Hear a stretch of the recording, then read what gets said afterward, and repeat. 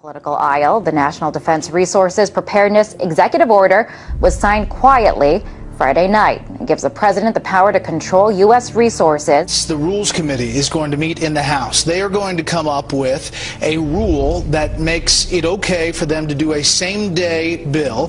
So they'll pass this rule. It's, believe it or not, called martial law. This would give the President of the United States the authority to declare basically martial law during times of peace. There are new disturbing developments out of Washington tonight regarding the President's belief that he has the legal authority to assassinate U.S. citizens. Incredibly enough, it appears that our commander-in-chief actually believes that authority exists not only on foreign soil, but right here on American soil as well. But Senators McCain and Levin have added this legislation which would authorize the president to declare the entire United States of America, all 50 states and all territories, to be a battlefield, right, even though there's no battle, thanks be to God, going on here. War on terror is different. And that would authorize him to use commander-in-chief authority in the United States, to use the military to arrest people in the United States who, in the president's opinion, are enemies of the country. Particularly to hear President Obama claim the power to keep people in prison indefinitely with no charges against them, no conviction, no sentence, just imprisonment. Joining us now is former Secret Service agent Dan Bongino. Dan, thanks a lot for joining us. What do you mean there's no such thing as gun control, only people control? Tell me what that means. Tucker, this is larger ideological ploy by this administration. They're not being authentic with America, whether it's the sequester, healthcare, or the gun control issue. What they do is they manipulate an emotional crisis, a national emotional crisis, to further an ideological agenda which involves the evaporation, the slow disintegration of your civil rights, your liberties, your ability to live and let live. And it's a disturbing pattern that, frankly, is really starting to get under my skin. The US is funneling money into tracking systems that are threatening to make the very concept of privacy a thing of the past. It could mean people's every move being used against them to keep them under surveillance. The information age was an era nearly everybody embraced. But today's surveillance age, experts say, is a reality almost no one can escape. David, why does the DHS need 450 million hollow point bullets? That kind of ammo that they purchased from ATK, hollow point ammunition, as you had explained, it's designed to, tear through human flesh and then expand. It's designed to kill people. This is not the optimal kind of ammo you would buy for target practice. It's more expensive and it's more precise. Do you think this is a sign that they're preparing for some sort of mass civil unrest? So they have an open bid right now, DHS, for even more ammunition, for 175 million rounds of .223 caliber rifle ammo. It's almost identical to the ammunition used by NATO peacekeeping forces. So that's very interesting. Are they planning on some kind of widespread economic unrest in the U.S. that would require NATO forces to help us out? $500 million in surplus military weaponry from the Pentagon, which is authorized through the Pentagon's 1033 program. During the late 70s, Congress passed legislation called Posse Comitatus, barring the military from operating on American soil. And in the early 80s, there was an effort to circumvent that in Congress by arming police with military-grade weaponry. And now we're seeing that play out in the streets. People in the inner city in the U.S. have been experiencing this. So civilians in the U.S. are now up against basically military-style policing.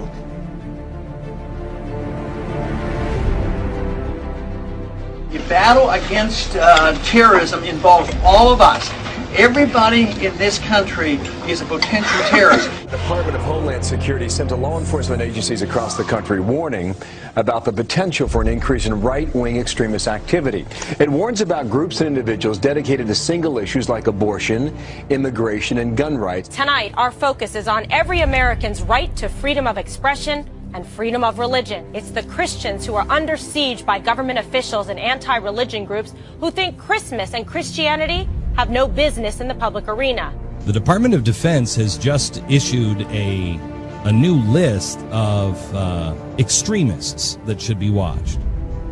And on that, in fact, number one, past the Muslim Brotherhood and past Hamas, Hezbollah, number one, evangelical Christians. We begin tonight with a newly leaked U.S. Army military police training manual for what they are calling civil disturbance operations.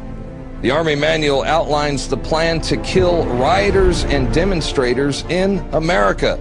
That's right, they have plans to confiscate our firearms and kill American citizens on U.S. soil. This during a mass civil unrest, I guess, shooting innocent civilians perhaps. And it goes on to describe how prisoners will be processed through internment camps. Wow. So there you have it. Our own military being trained for armed conflict with U.S. citizens. They're being trained to confiscate our guns in preparations to process us into camps during civil unrest. A pretty scary scene along the Chicago River turns out to be a military training exercise. There was nothing routine that folks reported about seeing the jarring, as they witnessed the jarring scene of at least 3 Black Hawk helicopters flying at times in close order formation. Just in, a military drill in downtown Miami, complete with these Black Hawk helicopters, elite soldiers, and police officers swarming the street. Take a look, swing back over here. This may be involved in this training or not. Again, let me tell you what all of this is that we know of. It's a joint military training exercise involving local police, also military. Sight of Army helicopters and the sound of gunfire created a lot of concern this afternoon in one Houston neighborhood. There were armed men in fatigues, plenty of weapons, and what many thought were real live rounds.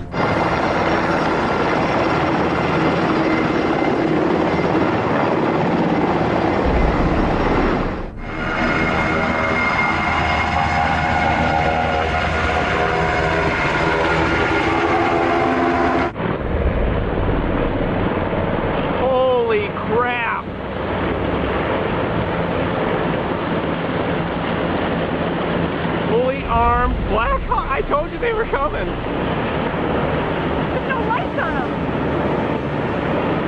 They're like bugs. So here's the article by Steve Watson. Military helicopters conduct covert exercises over U.S. bank buildings.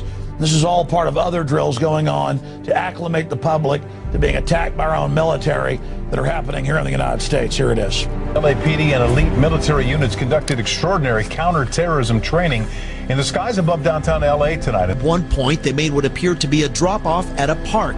Within seconds of landing, the helicopter was back in the air. It was a strange sight in the skies over Los Angeles. Military Special Forces flying a practice mission last night, and there are more exercises scheduled for today. The entire city of Boston is in lockdown. In the suburb of Watertown, police with guns drawn are searching door to door. I mean, we had martial law up there. FBI and all these agents coming in, closing things down, going to people's houses.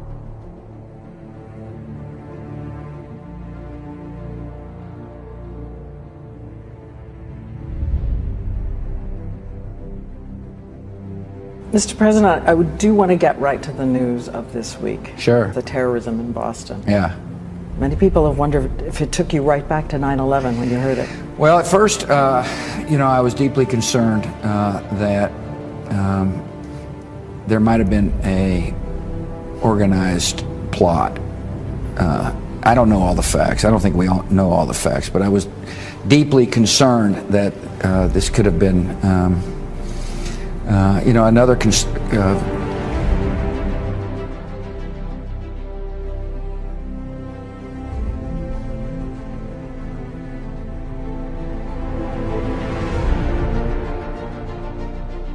while they're doing this, they're amassing this wealth in order to redirect it toward martial law endeavor, and not just in America, but globally. They want to lock down every country and force us into global governance, eventually force us into a global reserve currency that is like the Bancorp that the IMF has been pushing.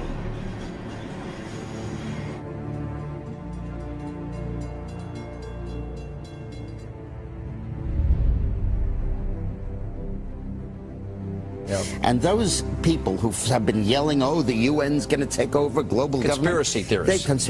They've been crazy, but now they're right. Yeah, well, when Geithner, it's happening. When Geithner said he would be open to the idea of a global currency last week, Yeah. those conspiracy people had said and suggested that for years. You're not wrong. And when massive foreign trade deals are made, they are done in U.S. dollars, which serves as the world's reserve currency. Now the UN is backing a plan to change all of that and create a new global currency. There is a global meltdown coming. It is a global depression, and one world currency and one world financial system is the end game. China said last week they want one global currency. France said yesterday or the day before that they want one world order, a new world order, at the end of this event. U.S. State Department, the Federal Reserve, even the EPA are sending billions of dollars overseas, and many economic and political decisions made in the United States just don't benefit us. They benefit a would-be one-world government. Because of the programs like this and just the fiscal conditions that we're in, it feels like there's a greater sense of urgency to get to that one-world government. Do you feel like the Obama administration may actually be hitting the gas rather than the brake pedal when it comes to this? To answer your question, absolutely. I think Obama's got his foot on the gas pedal and is going full speed ahead with taking us towards a global government. Oil looks higher, gold looks higher, currencies look weaker, all for the reasons that we talked about before. I mean, you've got huge wage disparities. I don't know how that inevitably resolves itself. It may resolve itself in some type of a global currency crisis. And then if the global currency crisis unfolds, then inevitably you get, I guess, an alignment under a global world government, a new global currency, and a new world order.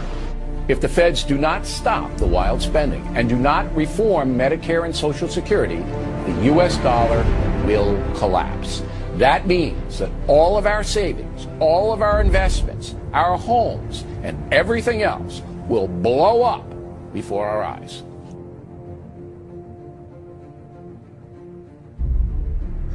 This morning on Today's Health, a computer chip that could be implanted under your skin so doctors can quickly access your medical records. Explain to me briefly what the VeriChip is and what it is supposed to do. VeriChip is a tiny miniaturized RFID, or radio frequency identification microchip. It's 11 millimeters by 1 millimeter.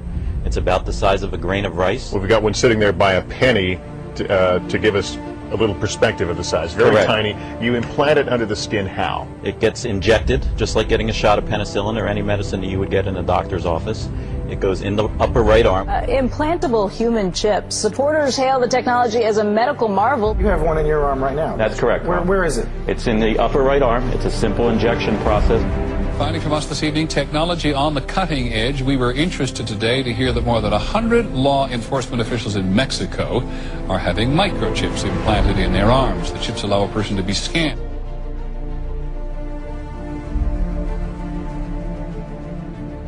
The ultimate goal that these people have in mind is the goal to create a one-world government run by the banking industry, run by the bankers. The whole agenda is to create a one-world government where everybody has an RFID chip implanted in them.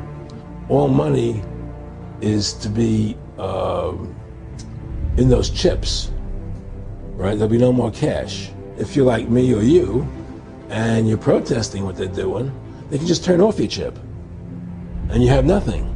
You can't buy food. You can't do anything. It's total control of the people. And that chip's connected to a database that has your purchasing records, what you do, what everything, you sell. Everything is in there, you know? And so they want a one world government controlled by them, everybody being chipped, all your money in those chips, and they control the chips, and they control people, and you become a slave, you become a serf to these people. That's their goal. Look, the CIA has done in this country, what they've done to us is unbelievable. Look at the terrorist acts that have occurred. The CIA